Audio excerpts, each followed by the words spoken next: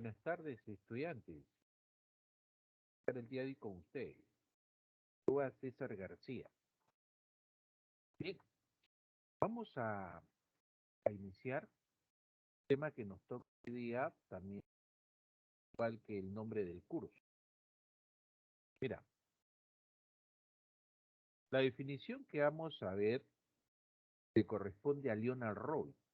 Es un inglés, o era un inglés, que da la definición hasta el momento la más usada en el campo de la economía, porque este personaje toma en cuenta la escasez, que es considerado el principal problema de la economía.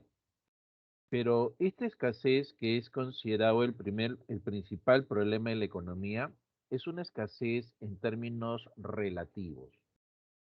Cuando se escucha de forma relativa, siempre en términos relativos se involucra una comparación. Y lo que se compara es el recurso con la necesidad. Entonces se dice que el recurso existente va a ser inferior a la necesidad. Cuando esa necesidad esté superando a ese recurso, entonces es ahí que nosotros decimos hay una escasez, pero una escasez en términos relativos. ¿Ah? Escasez en términos relativos. Y esta escasez en términos relativos es considerada el principal problema de la economía. En base a este principal problema de la economía, ¿no? O podríamos decir, en base a esta escasez, surge la economía. Entonces la economía existe debido a que hay escasez. Así es.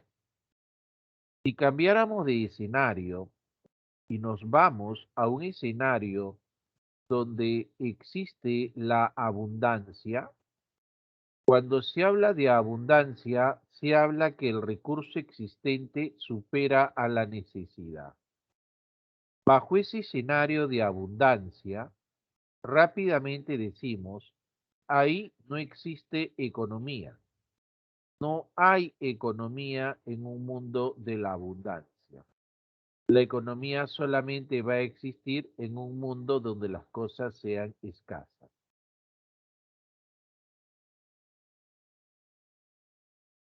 Perfecto. Muchas veces suelen hacer la siguiente pregunta. En el paraíso, fíjense, ¿ah? En el paraíso.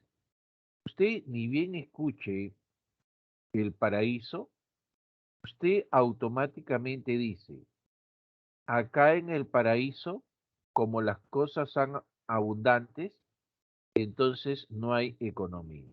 Eso es lo que usted va a decir inmediatamente. ¿Ya? En ese mundo de Adán y Eva, todo es abundante. Y en la medida que todo es abundante, no hay problema. Usted puede coger de todo. ¿De acuerdo? La economía solamente se va a dar en un mundo donde las cosas sean escasas. Y como les decía, la escasez es una situación en la cual la necesidad supera al recurso. Acá tenemos la necesidad, por acá tenemos al recurso. Ese recurso puede ser dinero, puede ser el tiempo, un alimento, etc. Pero esa necesidad, al superar al recurso, se llama escasez. Profesor, ¿y si el recurso aumenta? Ya, puede aumentar el recurso, pero esta necesidad tiene la particularidad de crecer y se ubica encima del recurso. Por lo tanto, seguirá existiendo la escasez. La escasez, entonces, profesor García, es un problema de todos. Sí, esa escasez es un problema de todos, tanto del rico como del pobre.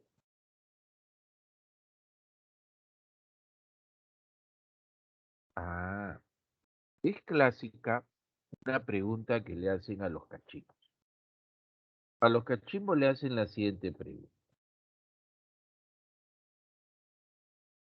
Un millonario podrá solucionar este problema de la escasez. Un millonario podrá satisfacer este problema de la escasez. Y nos vamos a dar cuenta que ese millonario va a tener una cantidad de recursos impresionante, ¿verdad? Una cantidad de recursos impresionante. Pero el problema es que su necesidad se va a disparar. Su necesidad va a ser superior, porque él ya estará pensando pues en qué, en viajar a la luna, ir al centro de la Tierra, vivir 300 años, ¿no? Conversar con un extraterrestre, ¿no? Eso es lo que va a buscar él. Ya su necesidad se dispara, se dispara. Es el problema de las necesidades, muchachos. Ese es el problema de las necesidades. La necesidad tiene una facilidad de trepar, de crecer, de superar siempre al recurso existente. Usted llegó a ver, bueno, los que han visto, ¿no? Esta serie del juego del calamar ahí en Netflix. Usted que es un pequeño burgués, si usted ha visto esa serie, el juego del calamar, en la última parte, último capítulo prácticamente, el viejito, que es el jefe de toda esta organización del juego, ¿no? Le dice a este joven que en qué se parece un rico a un pobre. Y ni uno está contento, pues ninguno logra satisfacer sus necesidades. El pobre porque tiene pocos recursos y el rico que tiene tanta plata, pero tanta plata que ya todo le aburre, ¿verdad? Entonces, este personaje está buscando otras cosas. Entonces, ahí te demuestra que las necesidades son ilimitadas y que ese problema de la escasez lo tienen todos, tanto del rico como el pobre. ¿De acuerdo? A ver, vamos a ver si alguien está preguntando. ¿Sí? Ahí está Jonathan, sí viste, es interesante eso, ¿no? Ay, Chile, ya te hackeé, ¿no? Te expolié, Chile, pucha, Chile, disculpa, no fue mi intención expoliarte. Pero esa serie se prestaba para el ejemplo, ¿está? Así es, Fabricio. De ahí sale el dicho, pues, quien dice, cuando más tienes, más quieres, ¿ah? Cuando más tienes, más quieres. Ese es el problema. Ese es el problema de tener muchos recursos, ¿ah? Bien, continúe. A ver.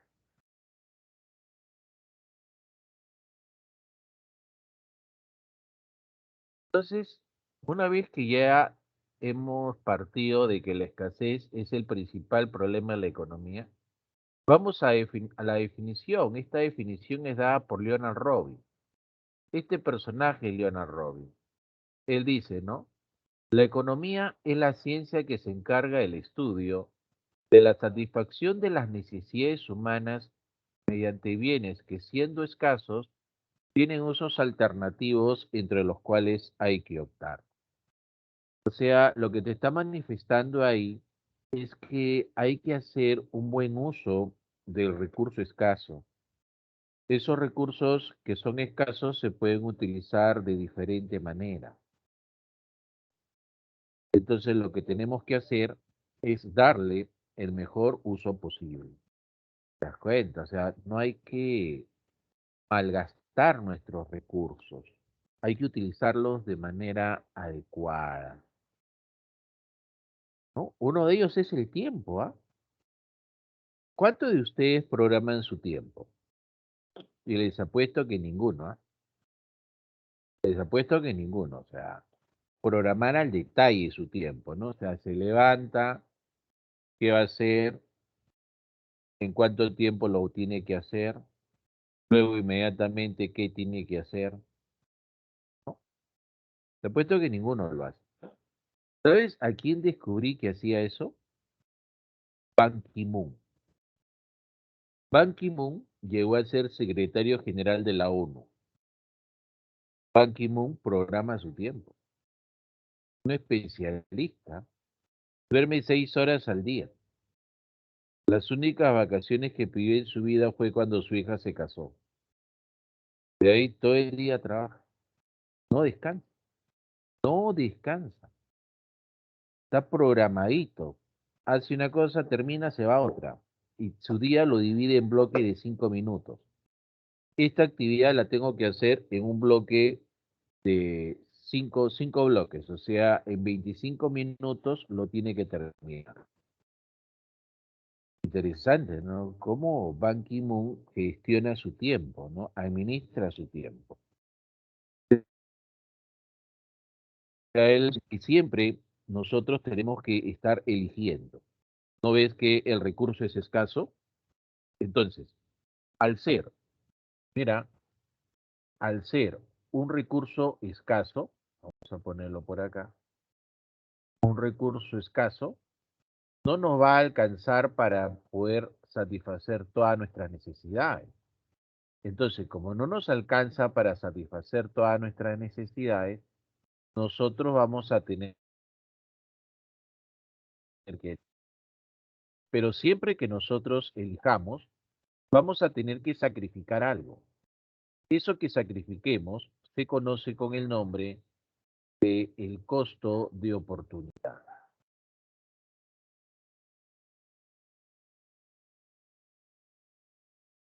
¿No? Ahí está.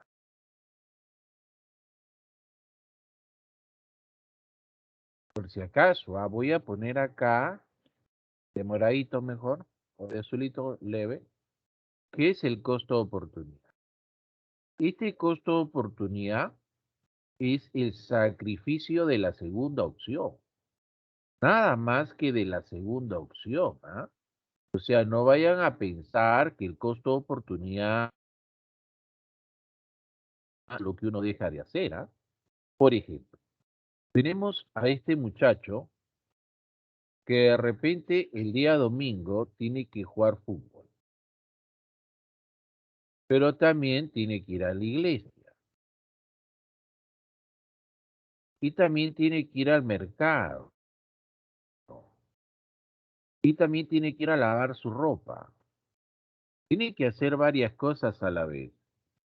Como no puede satisfacer todas sus necesidades en el mismo momento, este chico lo que tiene que hacer es jerarquizar. Y él dice, bueno, lo primero es ir al mercado, segundo es lavar mi ropa, tercero es ir a la iglesia y cuarto es jugar fútbol. En base a lo que él ha jerarquizado, porque es su criterio, él lo que va a escoger es ir al mercado. Entonces, si eso él ha escogido, eso será su elección. ¿Ah? Esa es su elección, eso es lo que él va a hacer, va a ir al mercado. Pero ¿cuál sería su costo de oportunidad? Recordemos que el costo de oportunidad solamente es el sacrificio de la segunda opción. Entonces, dejar de ir a lavar su ropa, eso sería su costo de oportunidad. ¿Te das cuenta? Entonces el costo de oportunidad solamente es la segunda opción que uno sacrifica, ¿no? En el ejemplo voy a poner que este estudiante dispone de 5 soles para comprar dos productos donde cada uno de estos productos cuesta 5 soles. Entonces quiere esta taza de café, pero también quiere este pan con camote. La taza de café con el pan con camote. Y cada uno de estos productos nos menciona que cuesta 5 soles, ¿verdad? Que cuesta 5 soles. Entonces, él se da cuenta que es la escasez, ¿no? No le va a alcanzar. Y si no le va a alcanzar, él va a tener que elegir. Siempre que se enfrente a la escasez, va a tener que elegir. Así, profesor, va a tener que escoger. A ver, uy, ¿qué pasó acá? A ver, creo que me salí. A ver, Es que sí está carísimo ese pan, ¿no? Está carísimo. A ver, me salí, vamos a volver a entrar. Ahí. Entonces, va a tener que escoger, va a tener que escoger. O sea, si él, por ejemplo, elige esa taza de café, lo que habrá sacrificado es el pan con camote. Entonces, al haber sacrificado ese pan con camote, eso será el costo de oportunidad. ¿Ah? Eso será el costo de oportunidad. Lo que ha sacrificado. ¿Sí? Y obviamente, si elige ese pan con camote, ¿qué cosa es lo que habrá sacrificado? ¿Cuál será su costo de oportunidad? Costo de oportunidad será dejar de tomar esa taza de café. ¿Se dio cuenta? O sea, siempre va a aparecer el costo de oportunidad. Aquí podemos ver otro ejemplo para que quede claro. Este muchacho tiene un dinero y dice, bueno, quiero invertir. Si lo invierto en una pollería, esa pollería me va a dar una rentabilidad del 10%. Pero si en vez de poner una pollería, pongo un chifa, ese chifa me va a dar una rentabilidad del 12%. Obviamente, si mi decisión solamente está en base a esa rentabilidad, voy a escoger la que me da más rentabilidad, ¿verdad? Entonces, si esto es mi elección, ¿qué habré sacrificado? Habrá sacrificado dejar de recibir esa rentabilidad del 10% que le iba a dar la joyería. Esa sería su costo de oportunidad. O sea, eso sería su sacrificio. Ah, perfecto, profesor. Entendí que es el costo de oportunidad. ¿De acuerdo? ¿Cuál es el tuyo? Si te preguntan, ¿cuál es tu costo de oportunidad en este momento, justo ahora?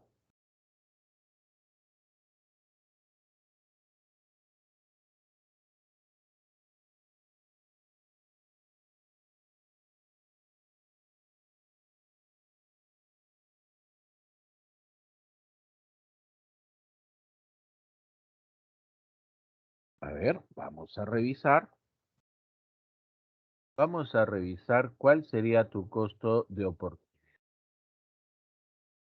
A ver, todavía no han respondido. Ahí está, por ejemplo, ¿no?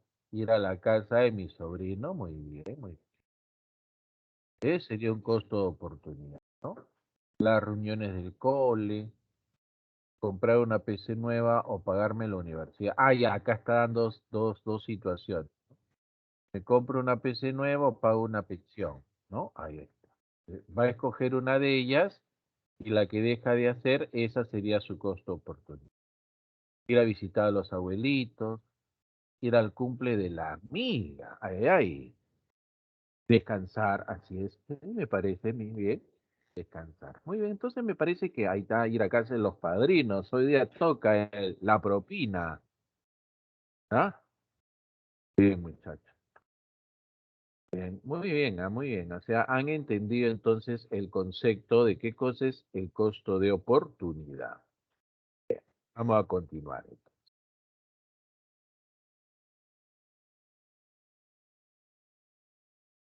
Tenemos acá los métodos que se usan. Hay varios métodos, ¿no? Pero nosotros vamos a ver solo dos. El método inductivo y el método deductivo, así de una manera muy rápida, muy violenta. Se suele explicarlo de esta manera.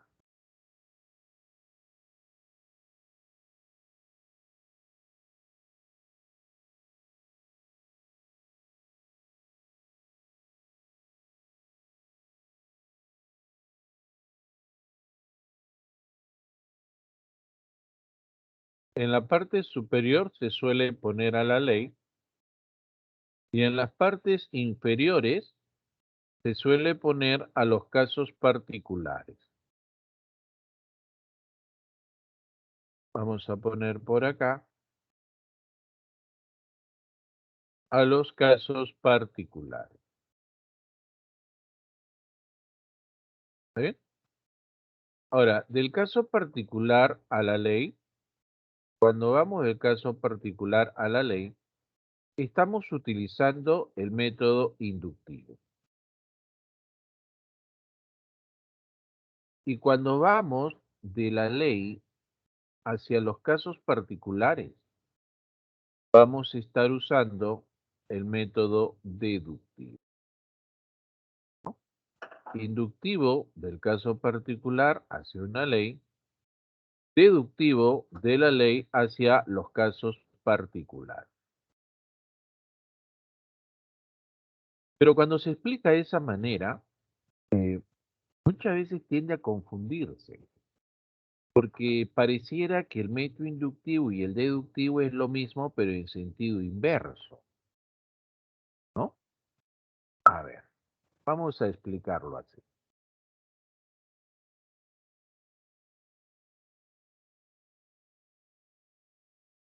A ver, un segundito, por favor.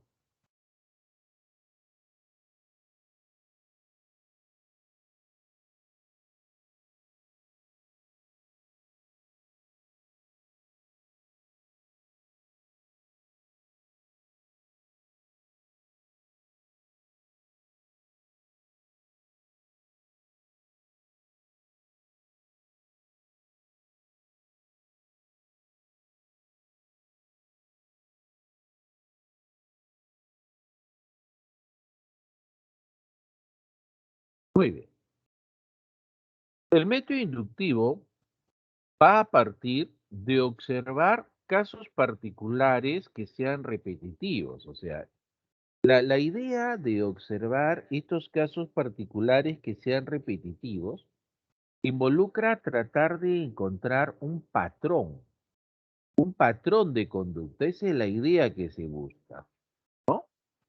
Entonces, por acá, lo que se debe de hacer es observar casos particulares, porque de esos casos particulares se debe buscar un patrón de comportamiento.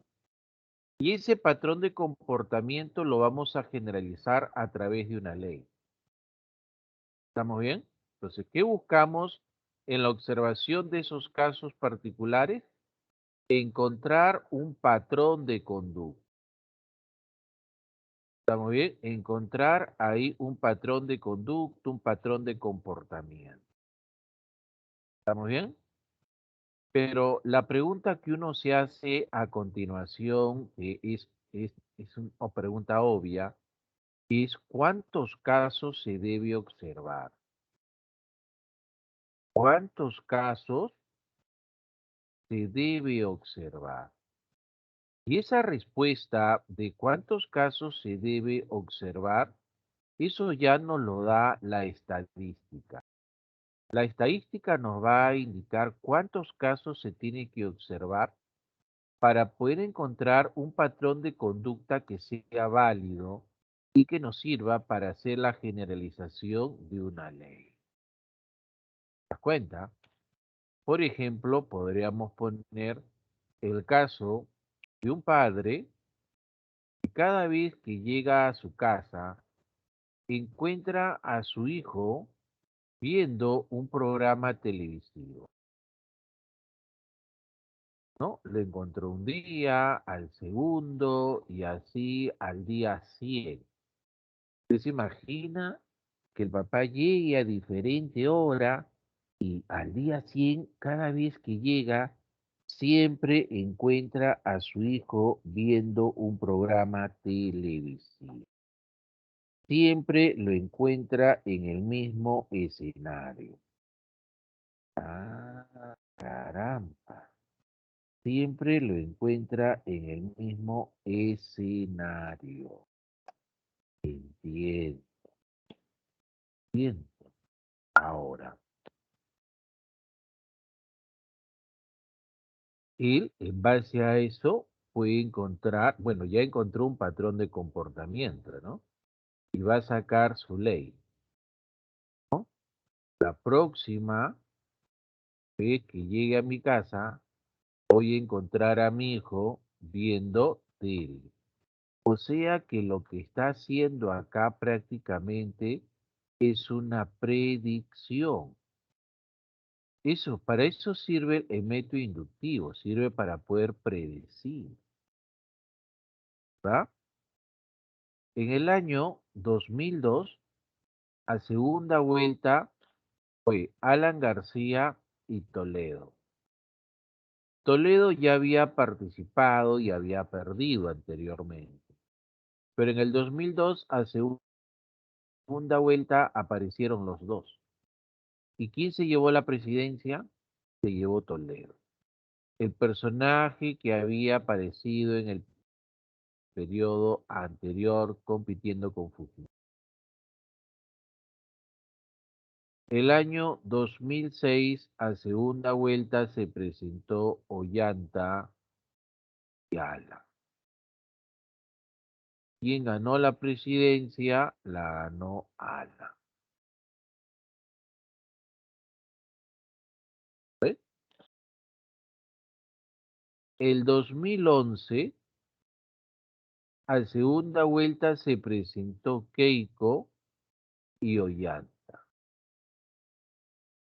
Quien ganó la presidencia la ganó Ollanta. Siempre el que aparecía en el periodo anterior ganaba la elección. En el 2016, a segunda vuelta fue PPK y Keiko. Si hubiésemos estado días antes de esa segunda vuelta, si hubiésemos estado días antes de esa segunda vuelta, las apuestas hubieran corrido a favor de Keiko, ¿no? Va a ganar Keiko, Vicente, porque siempre el que aparecía en el periodo inmediato anterior se la llevaba, ¿cierto? Pero sabemos que Keiko no ganó, pues. Entonces, ¿qué ocurrió? ¿El método inductivo no sirve? ¿Podríamos decir que el método inductivo no sirve? ¿O podríamos decir que el método inductivo se aplicó mal? Podríamos decir que el método inductivo se aplicó mal. Ah, entiendo, profesor. El método inductivo se aplicó mal.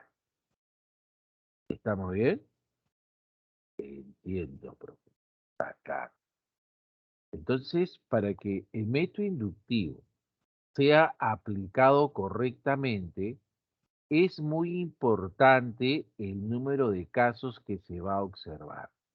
No pueden ser pocos, no pueden ser pocos.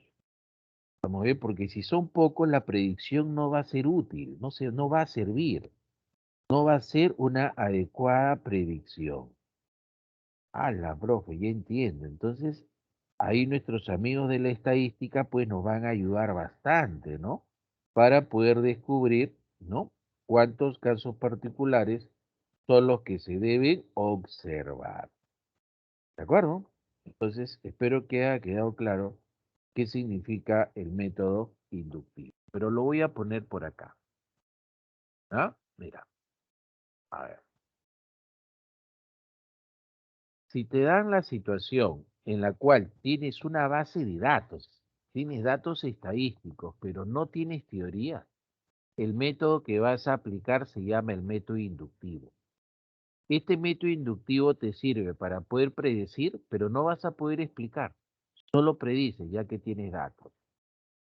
Pero si no tienes datos, pero sí tienes teoría, el método que vas a aplicar se llama el método deductivo.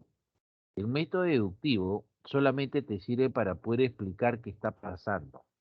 Nada más que para poder explicar qué está pasando. No puedes predecir. Con ese método no puedes predecir.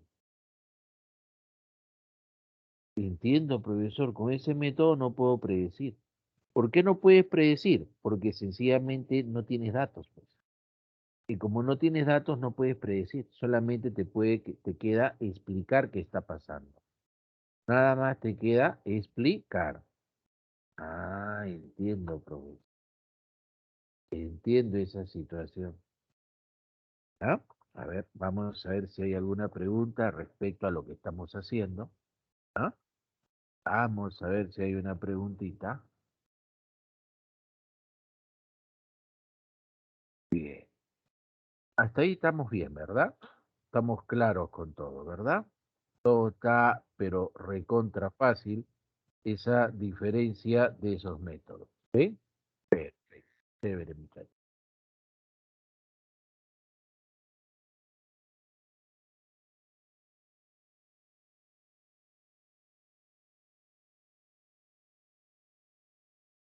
Ahora,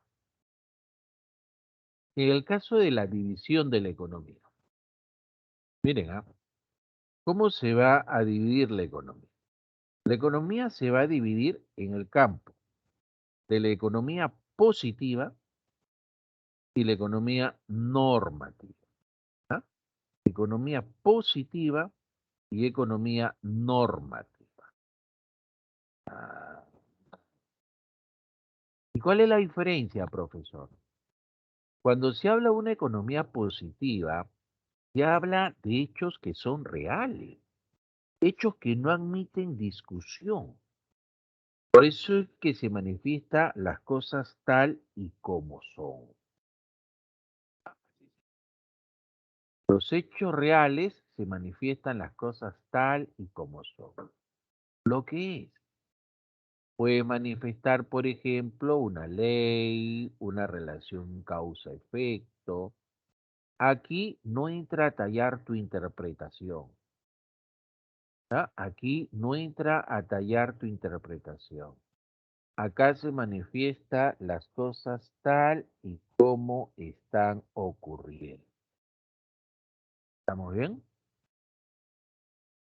Dentro de esta economía positiva que recalco, es un hecho real, es algo concreto que ha ocurrido, vamos a encontrar que se divide en una economía descriptiva que se encarga de observar y describir lo que está pasando, y también vamos a encontrar una teoría económica que una vez que la economía descriptiva haya arrojado sus datos, la teoría económica coge esos datos, los analiza y los explica. Mira, vamos a verlo acá. Mencioné que en la economía descriptiva, ¿qué se hace? Se observa la realidad, observa la realidad y se hace una descripción fiel de esa realidad. Se observa y se describe esa realidad. Con esa descripción se van a obtener datos, profesor.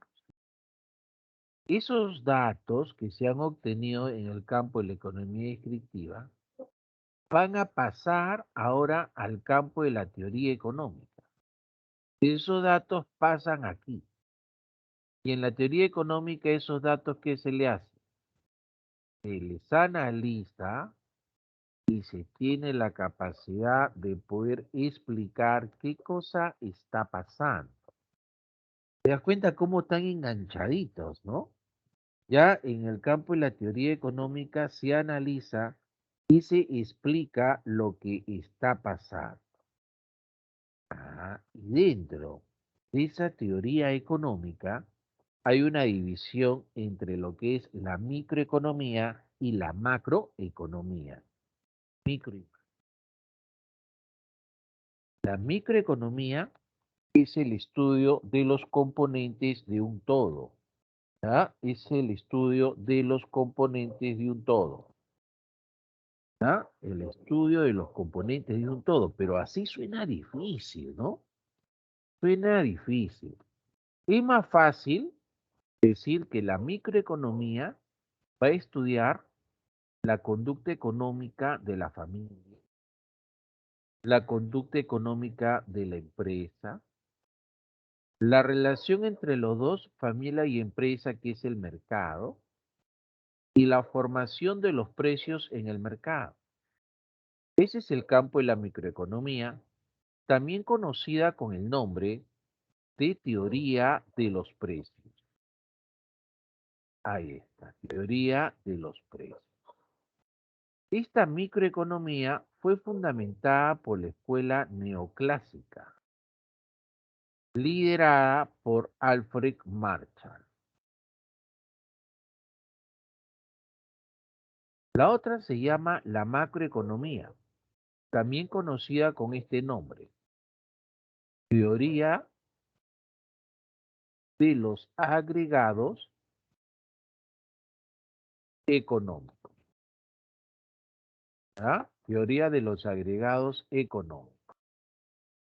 Esta teoría de los agregados económicos fue fundamentada por la escuela keynesiana, los keynesianos. ¿Quién es el máximo representante de los keynesianos? John Maynard Keynes, un economista brillante, ¿ah? Un economista brillante, es un economista de polenta, un economista de polenta, ¿ah?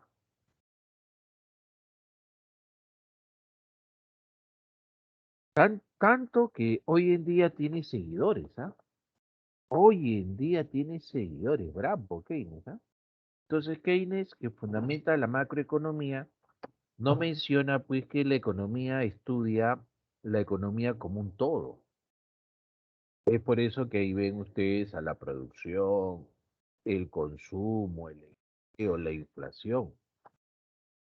La macroeconomía estudia la totalidad de la economía, es estudia la macro, la totalidad de la economía, ¿no? Entonces, todo eso está dentro del campo de los hechos reales. Recuerden que los hechos reales está dentro de la economía positiva, ¿no? Más adelante, incluso en el curso de cívica, vamos a hablar de lo positivo, ¿no? Cuando dices, los países deben aceptar positivamente las normas. Cuando te dice que los países deben aceptar positivamente las normas, lo que te están diciendo es que los países lo acepten como si fueran hechos reales. Eso te está diciendo, que los países lo acepten como hechos reales. Ah, ya. Luego viene lo normativo. Acá sí es polémico, pues, porque lo normativo son opiniones, es lo que uno cree que debe pasar. Ahí dice lo que debe ser, lo que debe ser. Por ejemplo, dice se debe eliminar el salario mínimo legal, ¿no? Se debe eliminar el salario mínimo legal. Pero ojo, ¿ah? Para que yo pueda dar una proposición normativa, o sea, para yo decir, esto debe pasar, yo tengo que tener una base que esté en el campo de lo positivo. O sea, para yo opinar qué debe pasar, yo debo tener la base de lo positivo. O sea, no es que yo digo cualquier cosa, ¿no? Cualquier cosa que se me ocurra, no. ¿Ah? Yo no voy a decir cualquier cosa que se me ocurra. Todo lo que yo voy a decir, voy a tener una fuente. Obviamente que lo que digo acá es algo que todavía no ha pasado, pero quisiera que pase, ¿verdad? Porque ahí dice lo que debe ser, o sea, esto de acá todavía no ha sucedido. Entiendo. Ahora, dentro de esa economía normativa, que es lo que debe ser, voy a encontrar a las políticas económicas. Cuando se habla de una política económica, se habla de medidas adoptadas por el gobierno para lograr determinados objetivos. Medidas adoptadas por el gobierno para lograr determinados objetivos. Entiendo. Hay otro concepto de política económica muy bonito que dice, ¿no? Aplicación de la teoría económica a la vida económica de los pueblos. Aplicación de la teoría económica a la vida económica de los pueblos. ¿Se dio cuenta? Ah, pues sí, profesor, sí me di cuenta. Aplicación de la teoría económica a la vida económica de los pueblos. Sí me he dado cuenta. Entiendo. Entonces, cuando dicen aplicación de la teoría económica está acá. Entonces, la política económica es aplicar esta teoría a la vida económica de los pueblos. Eso está dentro de lo normativo. Lo normativo es algo que todavía no sucede, pero cuando suceda, se vuelve positivo. Repito, lo normativo es aquello que todavía no sucede, pero cuando suceda, eso se va a volver positivo. ¿Ya? Cuando suceda, se va a volver positivo. ¿Sí? Bien. A ver, vamos a ver si hay alguna duda hasta ahí. Así es Chile, como un deseo, ¿no? Eso es lo normativo, como un deseo. Ah, ya, profesor. Entiendo. Ahora, también pues las políticas económicas son aplicadas por el gobierno. Es el gobierno que está, ¿ah? Es el gobierno que aplica. Profesor, ¿y nosotros podemos aplicar políticas económicas? No, nosotros no. Nosotros podemos opinar, sí. Podemos opinar, pero el que aplica las políticas económicas es el gobierno, ¿no? Ah, buena. A ver, diga. A ver, tiene usted una práctica. Parece que es a las 6:30. Uy, uy, son 6:27. Ya. A ver, vamos a esta pregunta.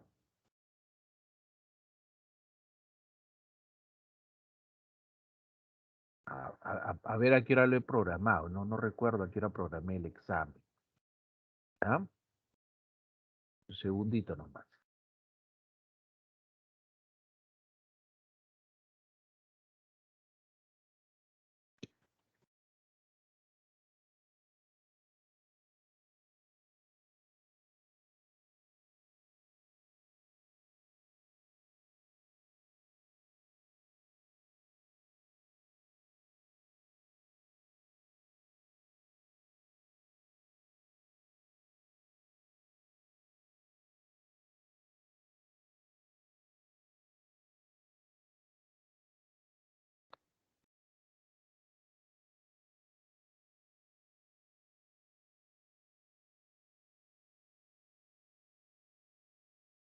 A ver, tu examen. Pero quiero programado. Ah, ya.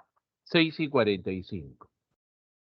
6:45 está programado tu examen. Ya está. A ver.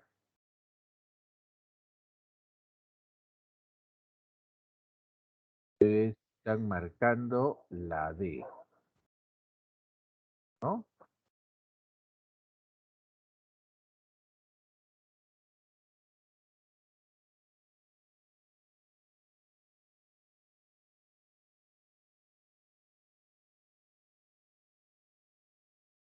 En una clase, un docente habla acerca de la canasta de consumo y cómo la información se consigue gracias al trabajo realizado o que realiza el INEI, ¿no?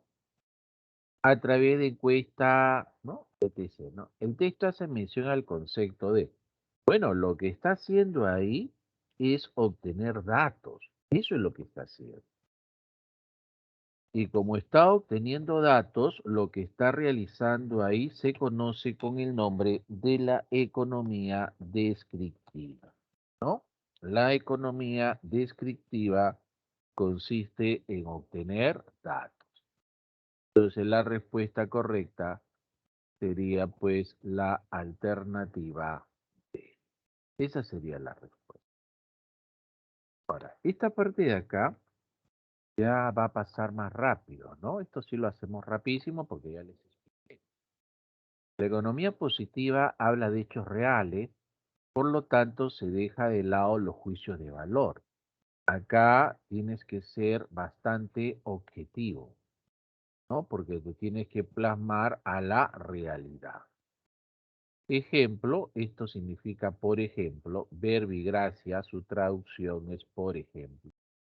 Dice, a mayor ingreso, se genera que se destine menor proporción de ese ingreso al gasto de los alimentos. Esa es la famosa ley de Engel. La ley de Engel te menciona eso, ¿no? Y acá lo podemos observar, ¿no? Una persona que gana 1.000 soles destina a sus alimentos 600 soles, que viene a ser el 60% de lo que él gana. Una persona que gana 30.000 soles, ¿ya? Gana 30.000 soles, destina 6.000 soles de sus ingresos a los alimentos, que viene a ser el 20% de lo que él gana. El 20% de lo que él gana. ¿Estamos bien?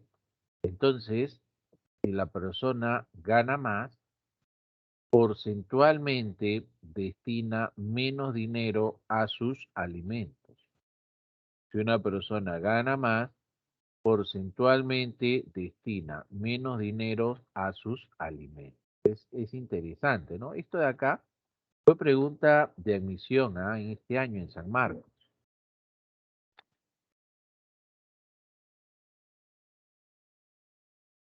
Bueno, un poco de refresco. Bien, luego de esta economía positiva, recuerda que dentro de la economía positiva hay una economía descriptiva y una teoría económica.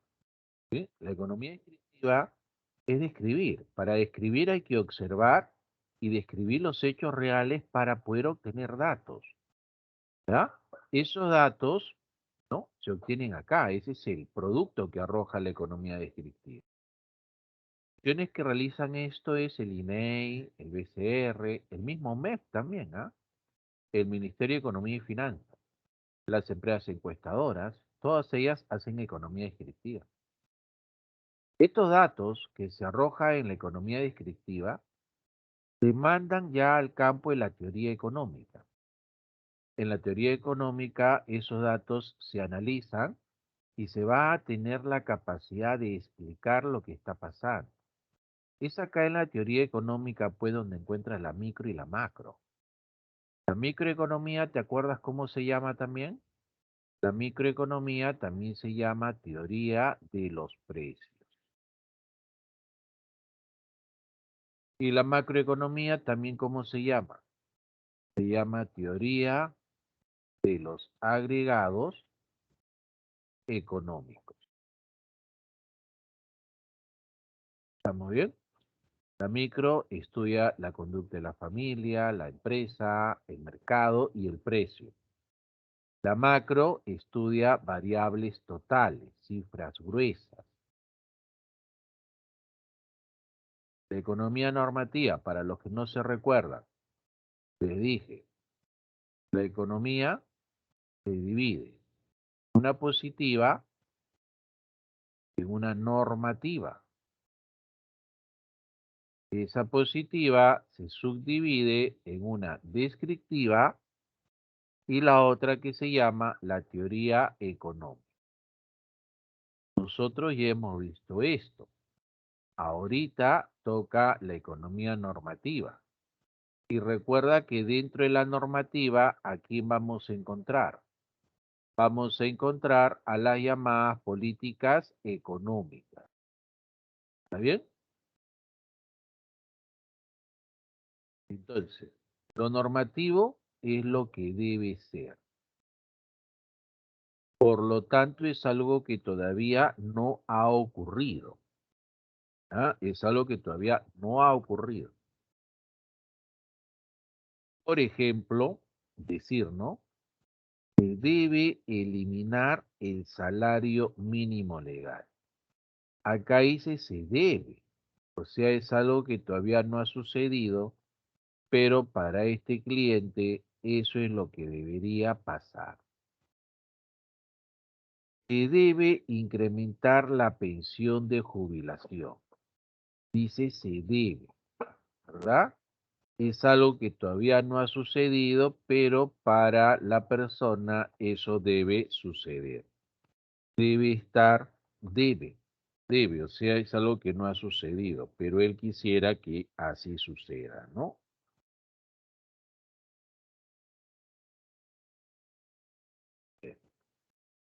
La política económica. Acá viene una pregunta que es clásica. A veces el estudiante piensa, ¿no? Que política económica es lo mismo que economía política. Y dice todavía, ¿no? El orden de los factores no altera el producto. ¡Hala! ¡Qué bárbaro! Dice, profe, son iguales, pues, solo que están escritos al revés. Y la respuesta, chicos, es que no son iguales. ¿Sabe por qué no son iguales? Cuando se habla de una economía política, se está hablando de qué? De una ciencia. En cambio, cuando se habla de política económica, ¿de qué se está hablando? Se está hablando de medidas. Entonces, las medidas no es lo mismo que hablar de una ciencia. No es lo mismo, es diferente. ¿De acuerdo? Es totalmente diferente decir ciencia que medida, ¿cierto? Bien. Ahora, aquí he puesto dos definiciones de política económica. La segunda, que es la que se maneja continuamente, que dice conjunto de medidas aplicadas por el gobierno para lograr un objetivo determinado, ¿no? Medidas. Y la primera definición que dice aplicación de la teoría económica a la vida económica de los pueblos. Entonces preguntamos, ¿no? Esto se aplica a la vida de los pueblos. Entonces, ¿nos interesa la política económica? ¿Nos va a interesar a nosotros la política económica? Y la respuesta es sí. Nos tiene que interesar la política económica. ¿Por qué razón? Porque la política económica recae sobre todos nosotros. Por eso nos debe interesar, porque la política económica va a recaer sobre todos nosotros. Entiendo, profe, entiendo. Ahora, ¿cuáles son los objetivos que se buscan? Primer objetivo, pleno empleo. Pero, ¿qué será el pleno empleo? Lo vas a entender así. Vamos a imaginar una ciudad o un pueblo donde hay 5 máquinas. ¿Sí? Y también existen 300 personas, todas hábiles de emitir su voto. ¿De acuerdo?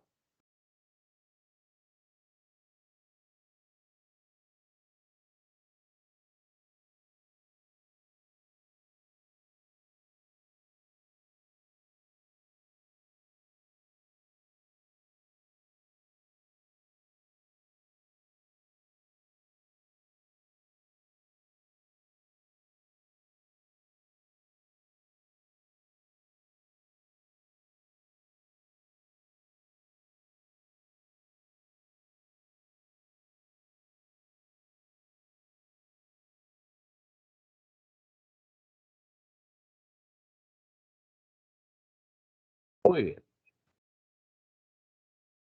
Vamos a imaginar que usamos una máquina. ¿Está bien? Vamos a ver una máquina y producimos tanto como 5A. 20 personas trabajando, 280 personas desempleadas. 2 máquinas y la producción sube a 15A, 80 personas trabajando, 220 desempleados. 3 máquinas y la producción sube a 30A, 150 personas trabajando, 150 desempleadas. 4 máquinas, la producción sube a 50A, 220 trabajando, 80 desempleados. 5 máquinas, la producción sube a 100A, 290 personas trabajando, 10 desempleados. Entonces, el pleno empleo es eso, es la última línea. El pleno empleo es cuando se está utilizando todas las máquinas. O sea, podríamos decir, se usa toda la capacidad instalada. La capacidad instalada es las maquinarias que se está utilizando. ¿Está bien? La producción llega en este caso a 100A. ¿Podría darse una producción superior a los 100A? Ya no. Ahí se está logrando la producción más alta de acuerdo a la capacidad instalada. Entonces es la producción máxima. También cuando se habla de los empleados, tenemos en todo caso la tasa máxima de empleo. Y cuando se habla de los desempleados, se habla de qué? De la tasa mínima de desempleo.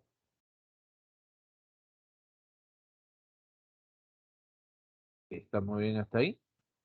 Entonces, todo eso que acabo de poner, estudiante, a eso se llama pleno empleo. Entonces, pleno empleo usted va a decir, ¿no? Todo esto vamos a ponerlo acá de rojito para que usted lo pueda identificar. De todas estas palabras que he puesto ahí, todo eso que estoy poniendo ahí, estamos hablando ahí del llamado pleno empleo, ¿no? Ese es el pleno empleo, ¿de acuerdo? Es lo que se busca, es lo que se quiere que se tenga todas las economías, ¿no? Queremos que nuestra economía peruana pues llegue al pleno empleo. Uy, ay, ay. Ahí pues la cosa está tranquila, ¿no? Cuando estamos en pleno empleo, la cosa está tranquila. El problema es cuando no estamos ahí, cuando no estamos ahí. Por ejemplo, imagínense que estemos acá con solo 2 máquinas, con solo 2 máquinas. Mira, ve la cantidad de personas que saldrían desempleadas, ¿no? En cualquiera de estas situaciones que están abajo, donde no se está utilizando la capacidad instalada al máximo, eso sabe cómo se conoce. Eso se conoce así, estudiante, como capacidad ociosa, así se llama. Capacidad ociosa, cuando no se usan todos los recursos que se disponen. Entonces, obviamente, al no usar todos los recursos que se dispone, pues obviamente no vas a poder lograr la producción más alta, ¿no? Bien, tómenle una captura de pantalla a eso, muchachos. ¿Ah? Hay que tomarle una capturita de pantalla a esa parte.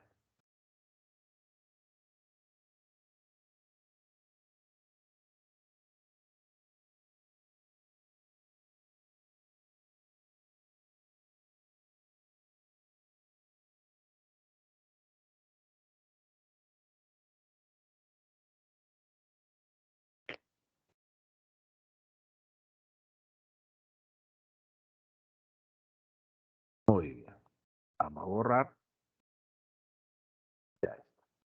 Entonces, ahí está el objetivo del pleno empleo que lo estoy poniendo ahí solamente como producción máxima, pero ustedes saben que significa mucho más, ¿verdad? Crecimiento económico que involucra incremento del PIB per cápita, o sea, el PIB por persona, y la estabilidad de precios, que significa pues evitar que existan inflaciones y deflación, ¿no? Esos son los objetivos de la política económica. Bien, chicos. Ahora sí hemos entrado al examen, ¿ah? Vamos a compartir, compartir el enlace. Ya está. Ahí está el enlace, chicos. Ustedes mismos son. ¿Ah? Ustedes mismos son con el examen. Terminan el examen y continuamos la clase.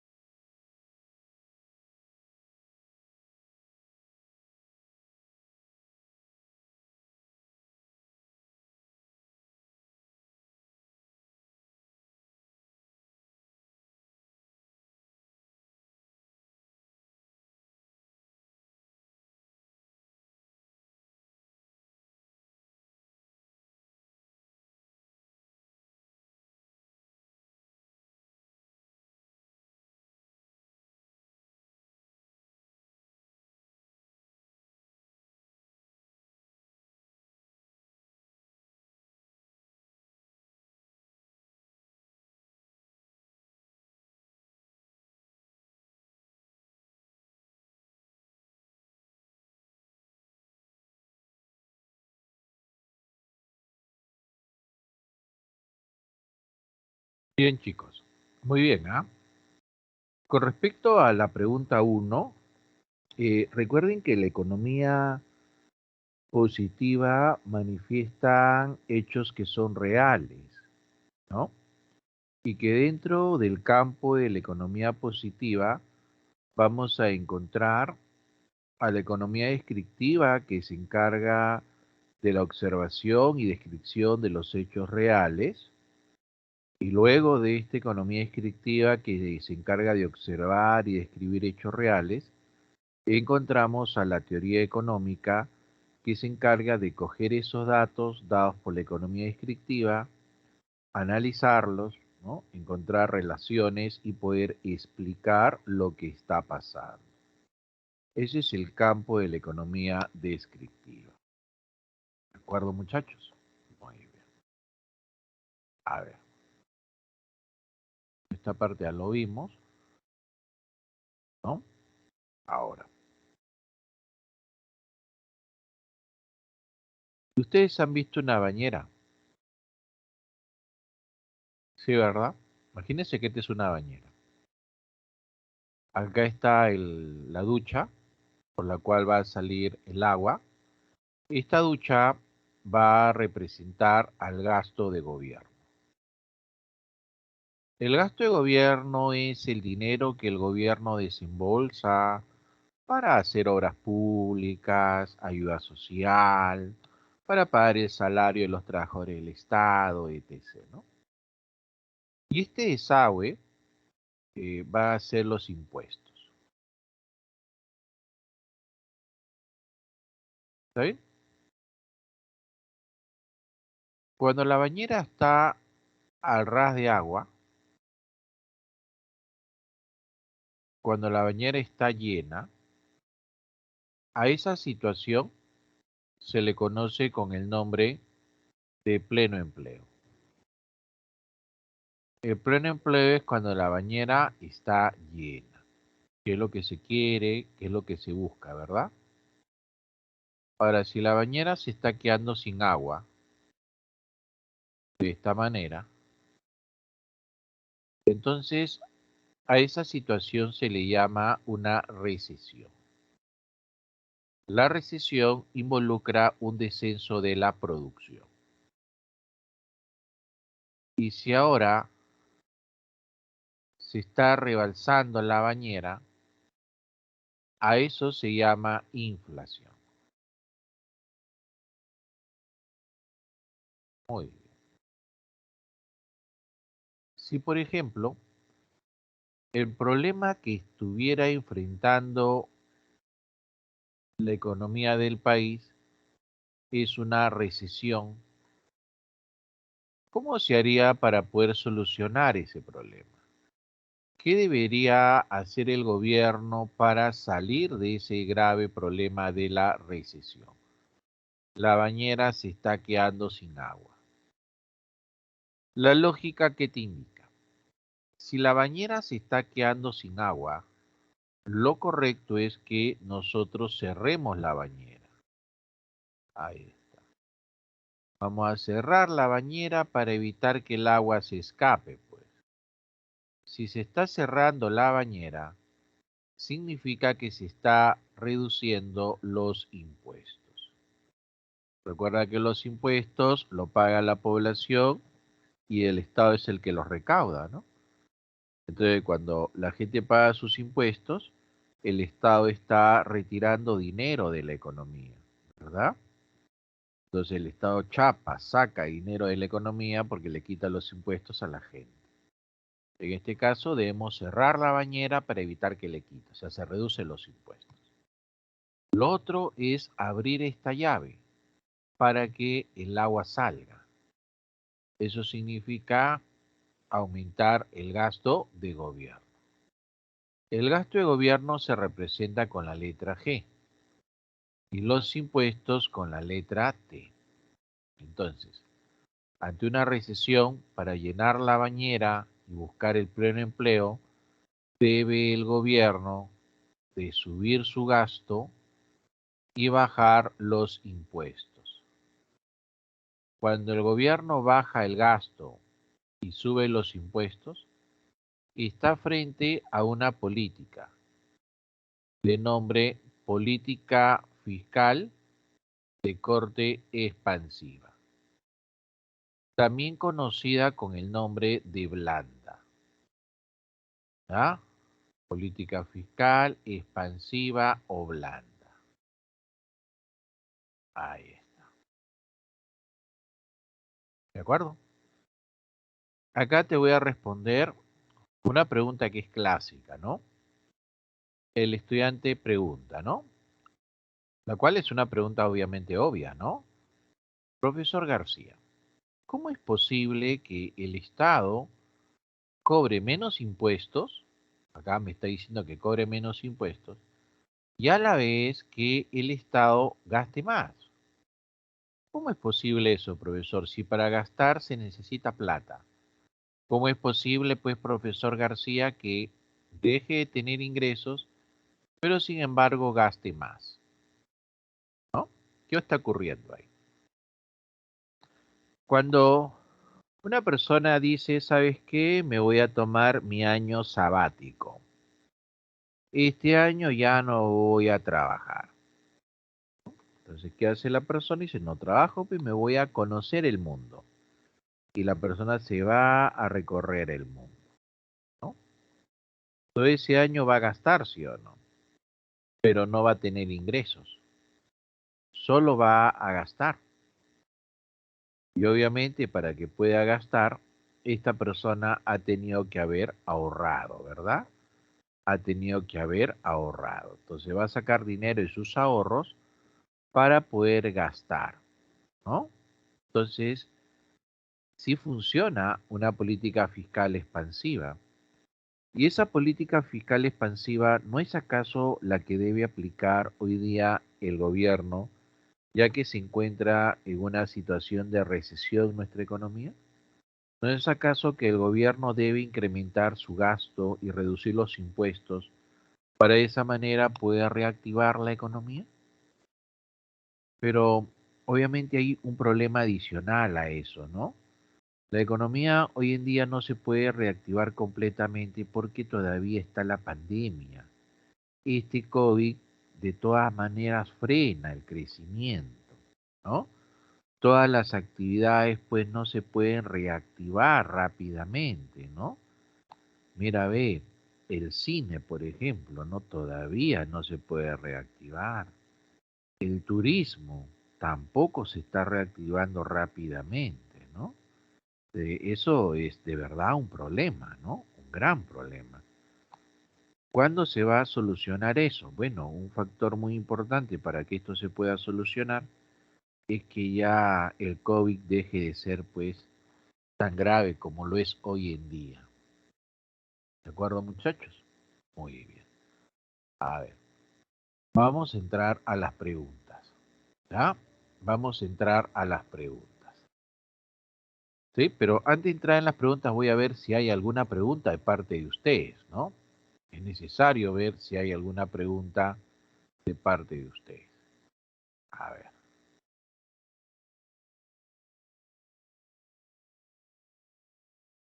ahí está.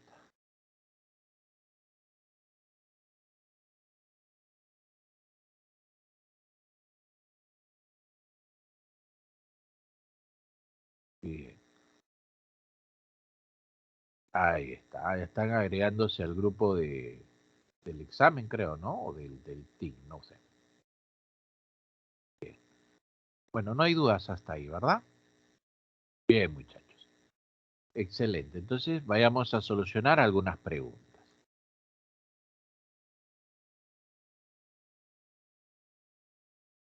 Acá dice, en la pregunta número 1, dice, Armando es un ingeniero de sistemas.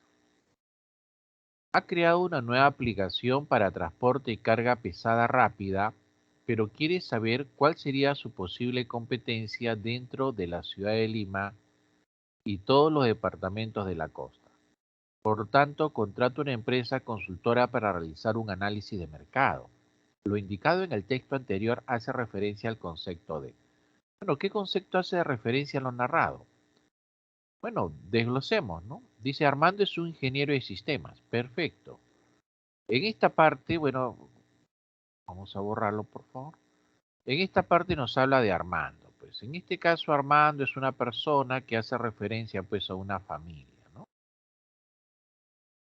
Ha creado una nueva aplicación para transporte de carga pesada rápida, ¿ya? Ese es el producto, ¿verdad? Ese es el producto. Pero quiere saber cuál sería su posible competencia dentro de la ciudad de Lima.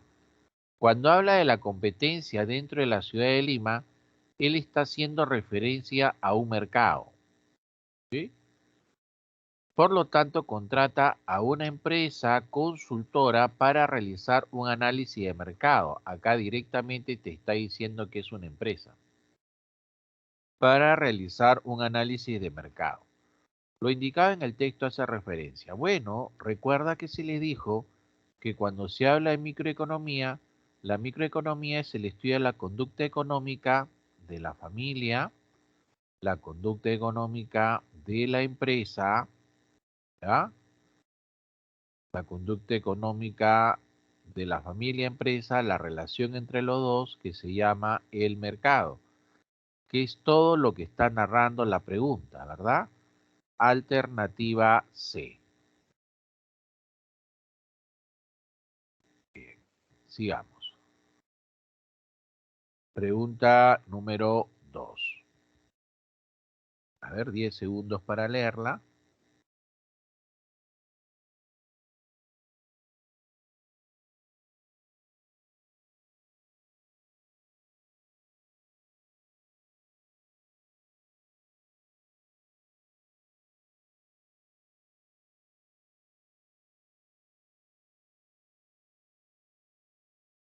En las elecciones presidenciales del 11 de abril del 2021, se presentaron diferentes candidatos al sillón presidencial. De los 23 candidatos que iniciaron, 17 quedan hasta la actualidad.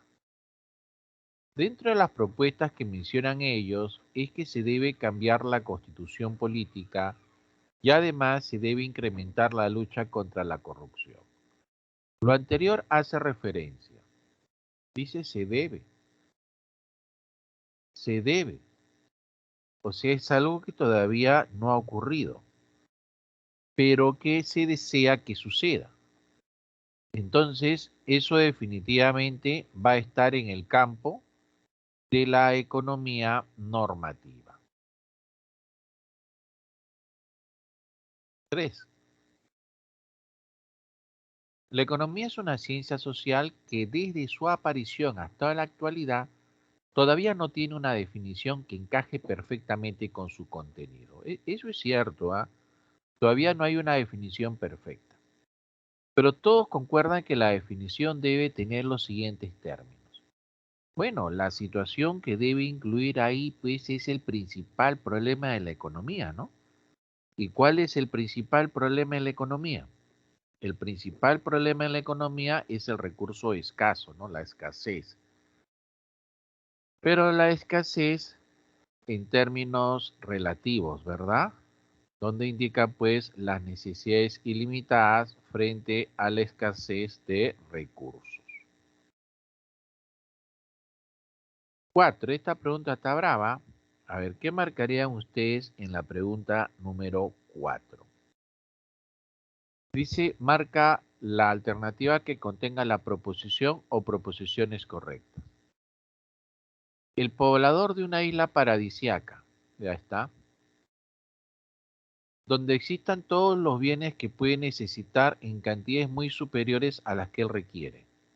¿Se puede afirmar que el precio del producto es cero? Falso. Acá no hay precio. ¿Por qué no hay precio? Porque no hay economía. Entonces, decir no hay precio es diferente, es distinto a decir precio cero. ¿Ah? No es igual.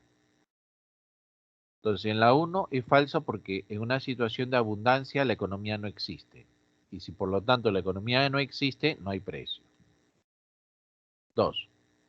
La escasez considerada el principal problema de la economía está bajo la dimensión de escasez relativa verdadero. Una escasez relativa es una escasez que compara. 3. La escasez del producto está en relación inversa al precio del bien en análisis. Bien, acá tenemos que hacer una corrección, ¿ya? Acá tenemos que hacer una corrección. Esto no es inversa, es una relación directa, ¿ya? Para que esta sea verdadera. Acá le voy a hacer la corrección, ¿ya? Directa. Entonces, acá la clave sería 2 y 3. Alternativa C. ¿Sí? Bien, chicos. Ahí ya hemos llegado al final, muchachos. Ya nos estaremos viendo, muchachos, la próxima semana. ¿Sí? Cuídense bastante, muchachos, a estudiar duro, ¿sí? Un fuerte abrazo a todos ustedes.